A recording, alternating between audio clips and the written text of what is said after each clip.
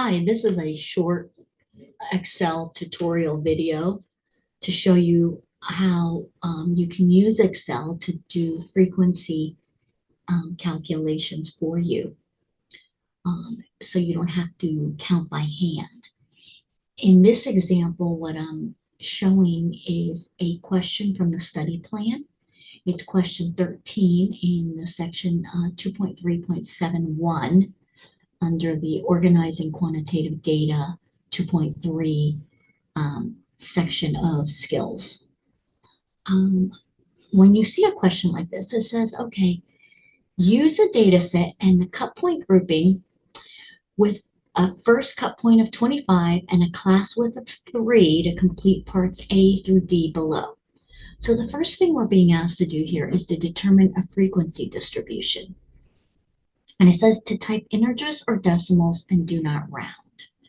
All right, so the first thing I want to do is show you how to solve this using Excel. You can, of course, see, help me solve this or view an example, but I want to take this tutorial to show you how to do it in Excel. So what you may not have realized is there's these little kind of two little squares right to the right of the data table. So you can click on this and you can open it in the clipboard or open in Excel. The only reason you'd want to open it in the clipboard is if you're going to use Excel for multiple questions, you don't need to open up multiple versions of Excel for, one for every question. You can just copy the data into Excel by, here you see it on the clipboard, and then you can right-click copy and then paste that into Excel. So I'll go ahead and show you that. Since opening in Excel is a no-brainer, it'll just open in Excel. So if you, in case you want to do it this way, you want to copy. Another option is Command-C on a Mac or Control-C on a Windows laptop. Would just save this to your buffer. Then you could go ahead and open up Excel. So here is an Excel file. I'm going to reduce the size of this cell up here. So I'm going to click where I want that data, and let's just say I'm going to stick it somewhere not all the way in the corner. And now I can right-click and hit paste, or just the keyboard shortcut is Control-V or Command-V for paste. All right, so now I have all this data here that was in this table, and what I want to do is a frequency. I want to count the frequencies in this table. So first of all, I'm going to right above here, I'm going to just call this values.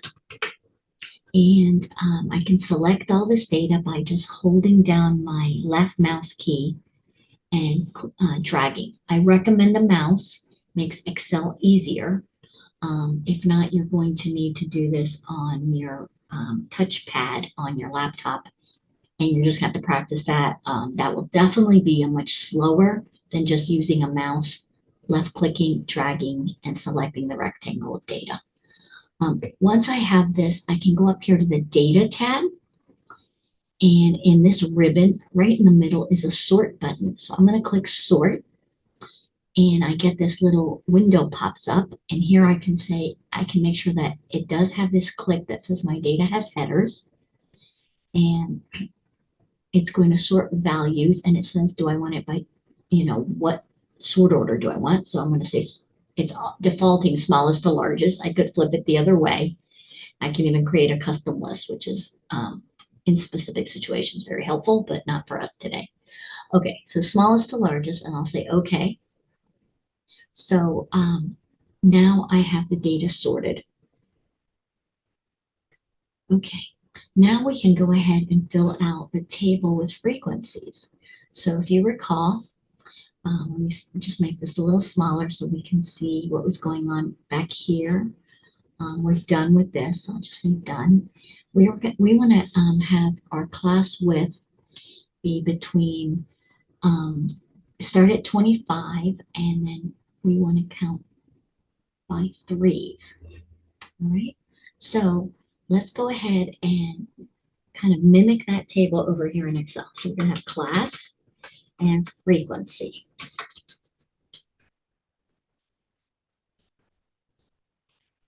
So here it's going to be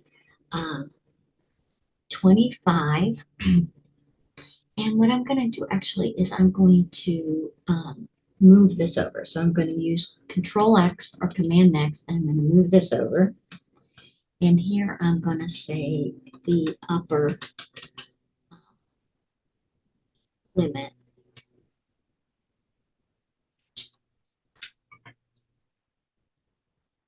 And I'll show you that. That's kind of an unneeded kind of bonus, fancier Excel skills. But I want to create a table here. So I'm going to go 25 and I want to count by threes. So in the next cell below 25, I'm going to say equals. I'm going to point to the cell above it. I'm going to say plus 3. Okay. Now notice I need this to go all the way up to some class value that's going to cover 44. So I can now copy this formula down. So there's a little green box in the lower right corner of the selected cell. I'm going to hover my mouse till I can get that to look like a solid plus sign. And then I'm going to drag it down. And you'll see I did way more than I needed. Okay, so the upper limit is going to be basically up until less than the lower class limit of the next one, so up to 28. So when we get to something that's greater than 44.7, we've gone far enough. So this 46 is as high as we need to go. So that's going to be what we're going to have as the upper limit here. A quote, dash, so it doesn't actually, when you do the quote, it's telling Excel what you're getting ready to type. You want Excel to only understand it as text and not as a minus sign as in mathematics. So I'm going to say dash, and I'm looking over here. It says under, oops, 46. All right, so that's the last one we're going to need because it's going to take care of our maximum value down here. It'll be in that bin. So I can actually delete these right here. So I selected the ones I don't need. I can right click on my mouse and hit clear contents. So now I've gotten rid of the extra ones. So that's one quick way to kind of fill in the numbers that are going to go here. And the add-on bonus that we can do is we can say equals concat.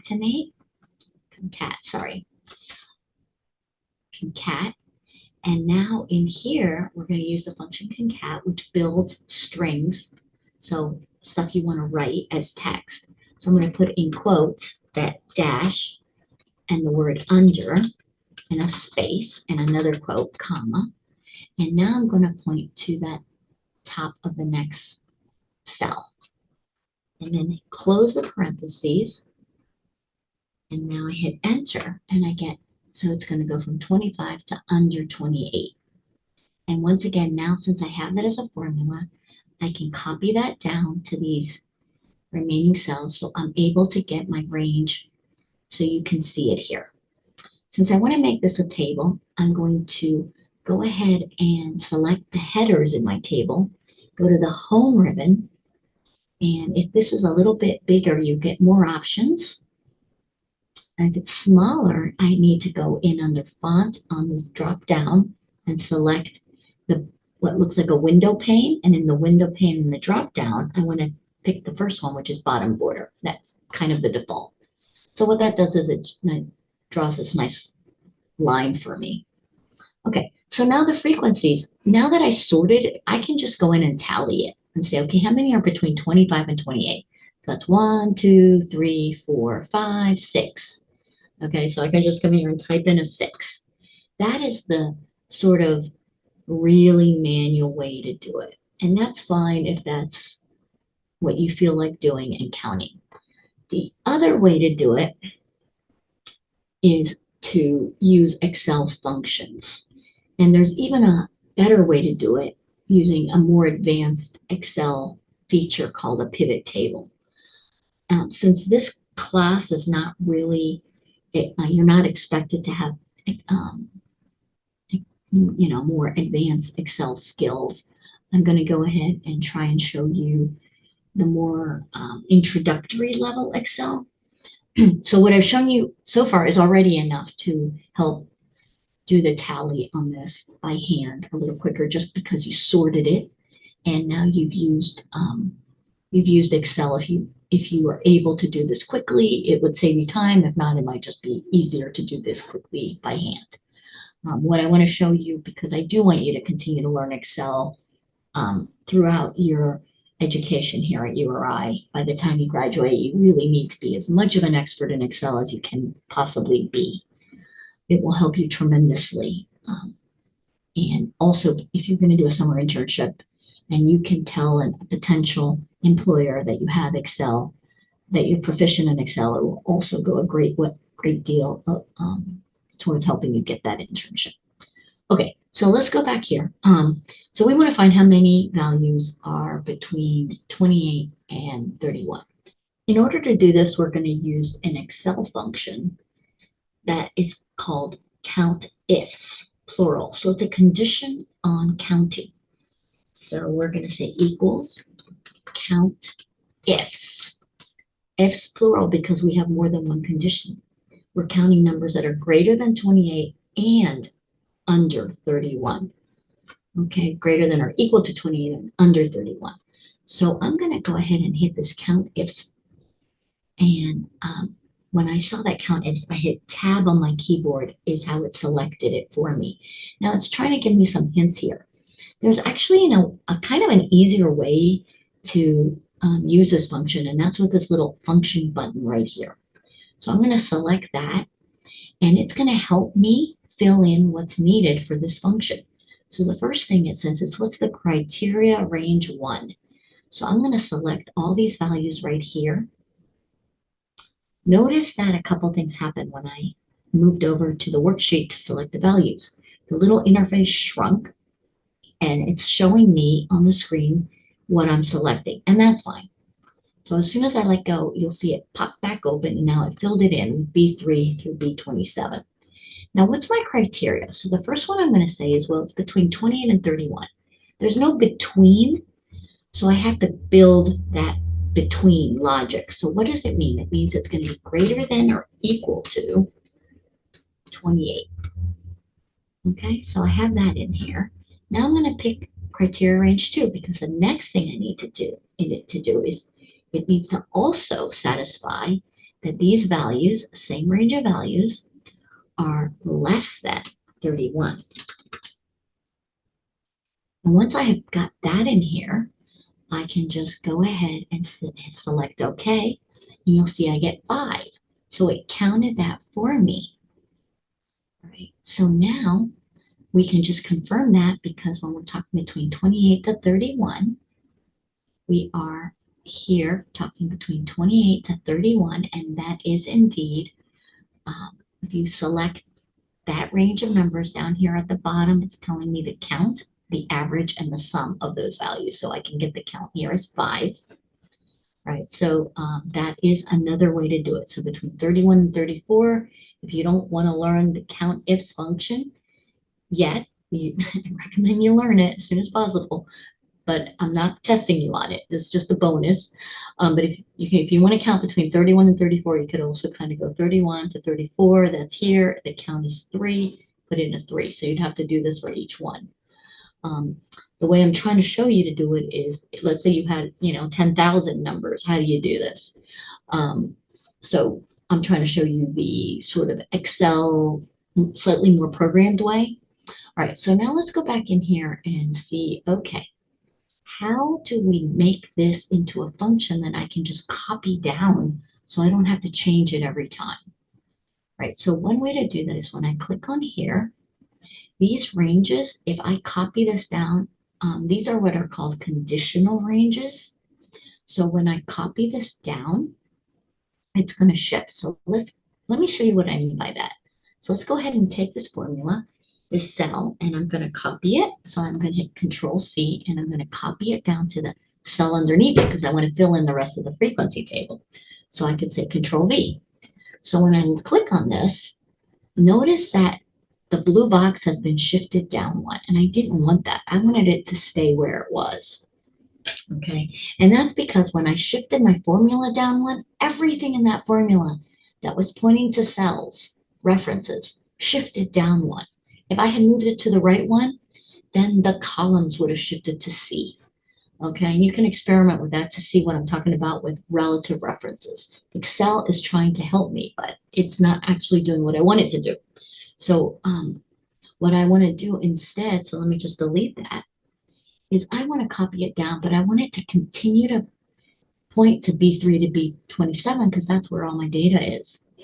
All right, so in order to do that, I need to make these what are called absolute references so they don't change. So in order to do that, I'm going to highlight the section of code and I'm going to need to put dollar signs because dollar sign in front of a letter or a number means don't change. So if I put dollar signs in front of the B and another dollar sign in front of the 3, when I copy this formula, that B3 is going to never change. And let's put the dollar signs in front of the B and the 27. Okay, now there's a quick way to do this, and notice I selected that range. On your keyboard, at the very top, there's something that says F4. Sometimes you can just hit F4, and on most keyboards, you have to simultaneously hold down the FN key that's on the lower. For me, on my keyboard, it's on the lower left side. Hit down the function and the F4 key, and it automatically puts in the dollar signs for me.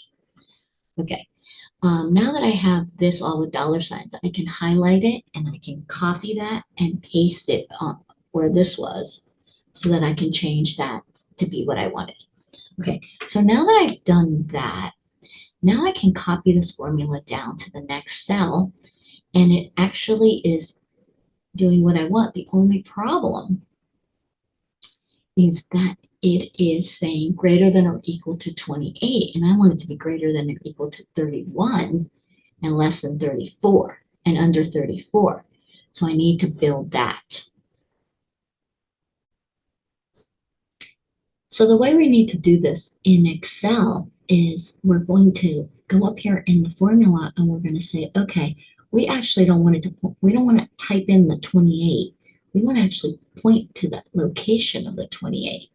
So let me just go up here, actually escape that. Let me go to the cell where we started to copy the formula.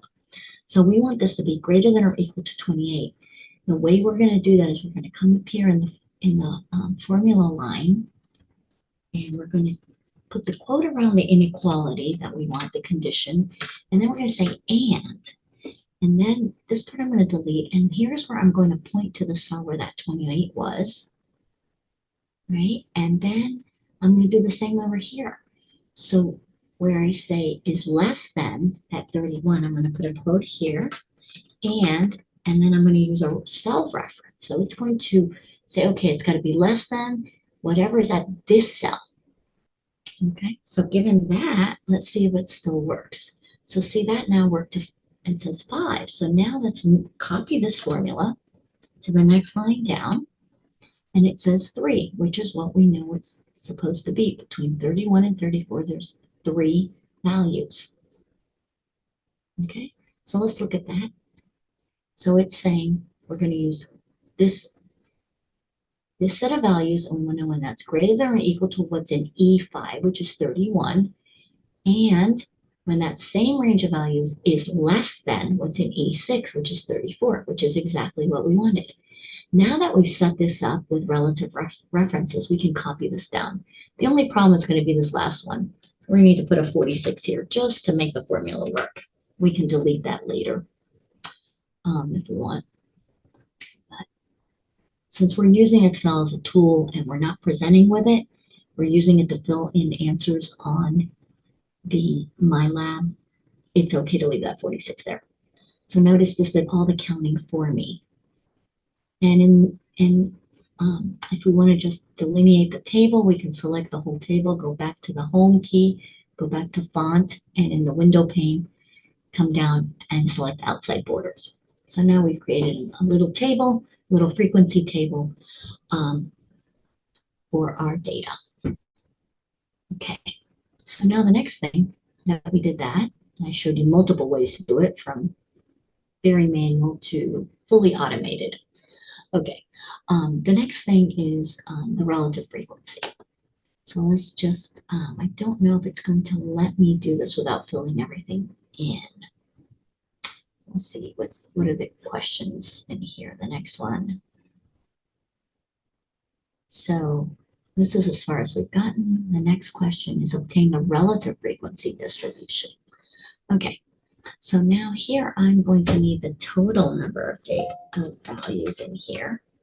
So total, and this is going to equal the sum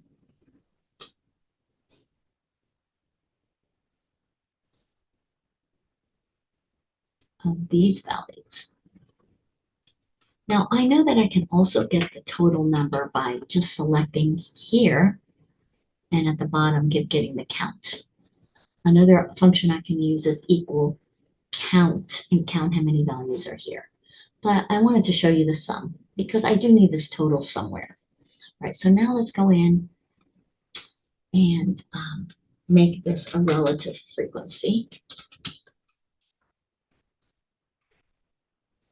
And notice I kind of almost like wondering how wide do I need to make the cell. I can go up here to the top and just wait until I get the vertical bar with an arrow pointing left and right and just double click there, and it's going to automatically size that column for the data that's in the column. Okay, so in here, I'm going to build the formula for relative frequency. So I'll say equals, I point to the 6, and then I'm going to divide that. So I do the division symbol, and I point to where the 25 is. Okay, so now I get that the relative frequency is 24. And I can just leave it like that. And you can convert that to a percentage if you want right now, or you can say maybe proportion. Now remember, a relative frequency and a proportion is the same thing. Actually, maybe what you want to say is percent. So what is going to be, this is just going to equals this number. But here we are going to go up to the so I'm in the home ribbon. So the home tab at the top, and in this ribbon, I'm going over to where it says number, and I'm going to find the percent symbol and I hit percent. So I automatically am getting a percent there. Okay, so now let's go back to this formula because I'd like to copy it down, but I have that same problem in that I want to always divide by the total. And that needs to become an absolute reference. So going back to this formula that has the calculation for the relative frequency, I click on here and I see that it's dividing cell G3 by cell G10. But it's cell G10 that I don't want to change when I copy it down. I want the numerator to change every time. With every row, I copy it down, but not the denominator. So I'm going to select that denominator, and I'm going to do function F4, and it's going to give it dollar signs for me. I could, of course, manually type in the dollar signs. All right, so now we see that that worked, and I want to copy that down. I'm going to go ahead and select both these cells, and I'm going to take that little green arrow, a green box in the lower right corner, and I'm going to just drag it down here. And you see that it does all those calculations for me. And I can check each one and I can see that it is correctly updating the formula. If you select up here in the formula bar area, it will highlight for you what the color, it'll put boxes around the cells so you can easily see where they're coming from. You can see that it did change the numerator as I copied it down, but kept the denominator where it was. And then you can see it calculated the percentage for me automatically. So this is now our relative frequency calculations. So let me catch up here on where we are in my lab question. So now it wants us to create a histogram based on this data. That is something I'm going to skip because you can do that in my lab. It lets you do that. So it's going to let you go ahead and build that in the software. and it'll let you draw that and build it there. And then it wants you to do the same thing with the relative frequency. Okay, all right. And as you can see, they look the same. They just have a different y-axis. One is the actual counts and the frequency. This one is the relative frequency. Okay, so that's how we do that in my lab. As part of the computer assignment one, you're going to get to make a histogram in Excel, and I'm going to hold off on that because for now I just wanted to show you how to use Excel to do these homework. And for building the histograms, I'll do a separate video. I meant for doing them in Excel.